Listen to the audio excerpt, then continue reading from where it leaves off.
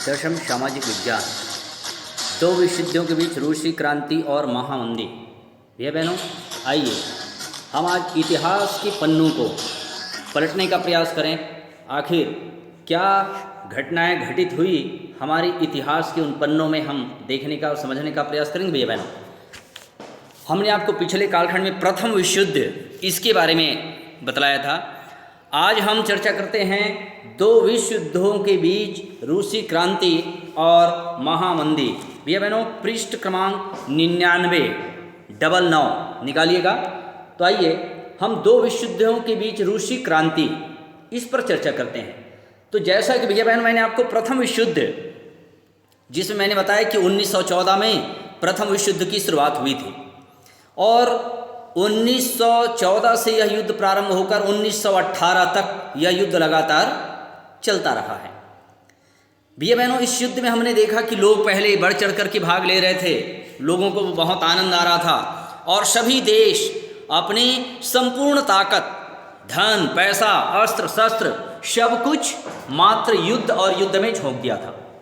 भैया बहनों, पहले तो सभी देश को इसमें मजा आने लगा था, मगर जैसे जैसे प्रथम विश्व युद्ध आगे बढ़ता गया और उसके भयानक परिणाम जब सामने आने लगे, तो भैया बहनों इससे ये समझ में आया कि इससे किसी का फायदा नहीं है, इससे किसी को लाभ होना नहीं है।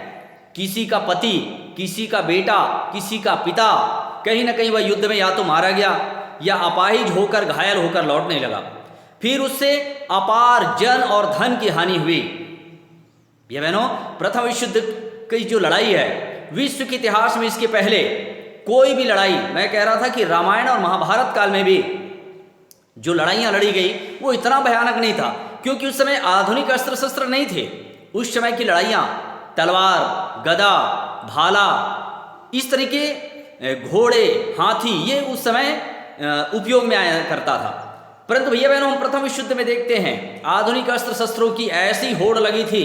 सभी देशों ने अणु बम, परमाणु बम, machine gun, AK-47, liquid fire, है ना, न जाने कैसे कैसे सांघातिक हथियारों का संग्रह करके विश्व युद्ध की पूरी लड़ाई में ताकत झोंक दिया गया।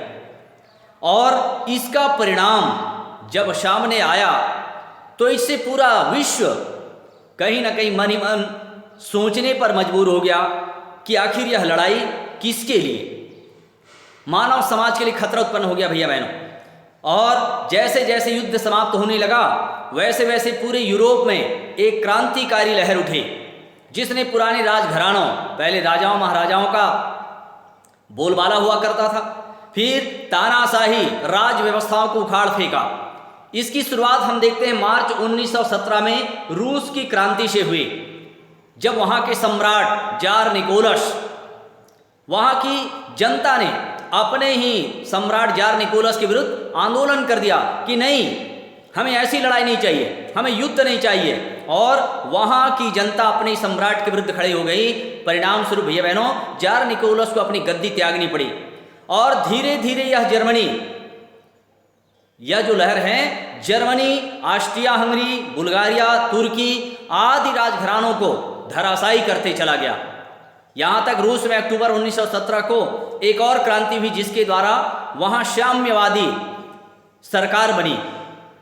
अन्य देशों में साम्यवादी या समाजवादी सरकार तो नहीं बनी, परंतु बहुत से देशों ने कहा नहीं, लोकतंत्र होना चाहिए, हमें राजतंत्र नहीं चाहिए जहां राजा अकेला निर्णय लेता है और किसी भी देश को युद्ध में झोंक देता है। तो बोले क्या, हम अपने देश में लोकतांत्रिक स्थापना चाहते हैं, जहां हम स्वयं अपने द्वारा अपने लिए सरकार चुनें। और भैया बहनों, इस तरीके से लोकतंत्र की स्थापना हुई।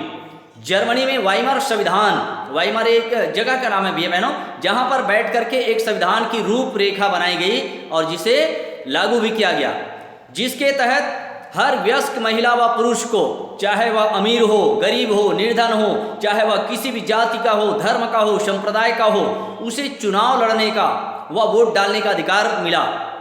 लेकिन वाइमर गणतंत्र लगातार तनाव से ग्रसित था। आखिर क्यों? क्योंकि उस समय विजयी देशों द्वारा वर्साय की संधि की शर्तों को पूरा करें और दूसरी ओर जर्मन लोगों ने इसके खिलाफ जबरदस्त गुस्सा था।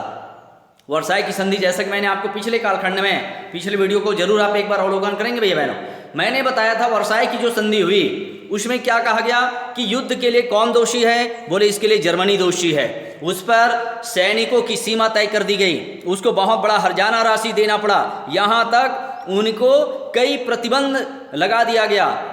युद्ध का दोषी मानते हुए, प्रथम विश्व युद्ध का दोषी मानते हुए उन पर बहुत सारे बंदिशें लगा दी गई। मानो उन शर्तों ने यहाँ तक उसे हर्जाना राशि देने के लिए बहुत बड़ी रकम निर्धारित किया गया था, और इससे जर्मनी अपने आप को बहुत ज़्यादा ठगा हुआ महसूस कर रहा था। वह प्रतिशोध की भावना में जलने लगा।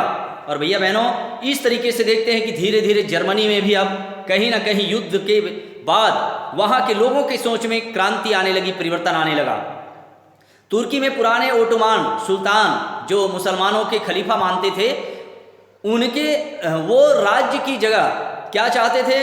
वो चाहते थे कि मुस्तफ़ा कमाल अतातुर्क, अंडरलाइन करके रखिएगा भैया बहनों, इनके नेतृत्व में 29 अक्टूबर 1923 को एक लोकतांत्रिक और धर्मनिरपेक्ष शासन स्थापित हुआ, और औद्योगिकरण की प्रक्रिया को उन्होंने बढ़ावा दिया, शुरुआत की। इस्लामी धार्मिक कानून की जगह लोकतांत्रिक कानून लागू किया गया। धार्मिक मदरसों की जगह वहाँ पर सभी बालक बालिकाओं के लिए आधुनिक स्कूल व्यवस्था स्थापित की गई, जहाँ आम नागरिक के बच्चे पढ़ सके। इस प्रकार तुर्की एक इस्लामी साम्राज्य नहीं रहा, बल्कि एक आधुनिक राष्ट्र के रूप में विकसित होने लगा।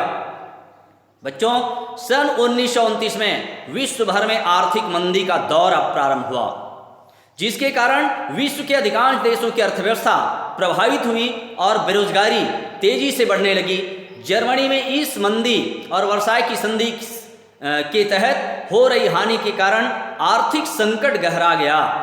लोगों में अपनी सरकार के प्रति आक्रोश पैदा होने लगा, और इसी का फायदा उठा करके हिटलर, जिसका आप नाम सुने होंगे भैया बहनों, हिटलर ने उस समय जर्मनी में नाजी पार्टी बनाई और उनकी पार्टी सत्ता में आई। साथ ही उसने तेजी से विपक्षी दलों व मजदूर संगठनों को क्रूरता के साथ दबाना शुरू कर दिया, दमन करना शुरू कर दिया। यहाँ तक यहूदियों के खिलाफ एक भयानक अभियान छेड़ा। धीरे धीरे हिटलर वर्साई संधि की शर्तों का उल्लंघन करता गया और युद्ध के माध्यम से विश्व पर आधिपत्य जमाने की तैयारी करने लगा। भैया बहनों, आखिर ये हिटलर कौन है? आखिर ये युद्ध में क्यों नेतृत्व कर रहा था? मैं आपको कल के कालखंड में भैया बहनों हिटलर की कहानी विस्तार से समझाऊंगा कि आखिर हिटलर की जन्म कुंडली क्या है, हिटलर इतना तानाशाह शासक क्यों बना। आज लोग कहते हैं कि तू हिटलर का बाप है, आखिर हिटलर है क्या? हम कल के कालखंड में आपको आगे बताएंगे। और इससे पहले मैं आपको बताने का प्रयास करूंगा आर्थिक मंदी क्या है और हमारे देश में आर्थिक मंदी क्यों आया। आज के कालखंड में इतना ही। धन्यवाद आप सभी का, प्यारे भैया बहनों।